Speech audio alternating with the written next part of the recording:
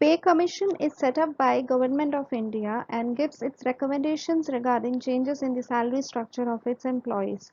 Set up in 1946, since India's independence, 7 pay commissions have been set up on a regular basis to review and make recommendations on the work and pay structure of all civil and military divisions of the Government of India. Wage Board and Wage Agreements. The Wage Board are tripartite in character, having representatives of workers, employers, and independent members.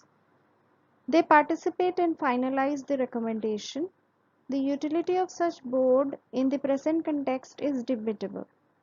A wage board is a statutory body established by the government to tackle the disputes relating to the employers and the employees. A wage board is a tripartite body with representatives of management, workmen, and it is presided over by an independent person nominated by the government. The board is required to fix wages in accordance with the principles of wage fixation. The structure of a wage board constitutes a chairperson, equal number of representatives of both the employers and employees, that is 2 members each, and 2 other independent members, that is an economist and a consumer's representatives nominated by the board.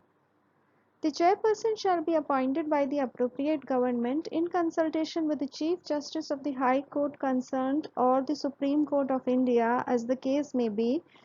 An eligible person who is or has been or is eligible to be appointed as a judge of the High Court shall be qualified for the appointment as a chairperson.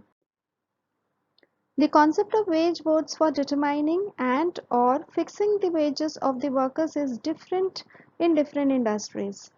It was developed during the first 5-year plan. The objective of the wage board is to resolve disputes on wages between the management and the workers. With this objective, the government decided to set up wage boards on an industry-wide basis. The first wage board was set for the textile industry in the year 1957. Thereafter, number of wage boards for different industries have been set up. Now these boards are appointed by the government purely on an ad hoc basis on the demand of the trade unions and employers.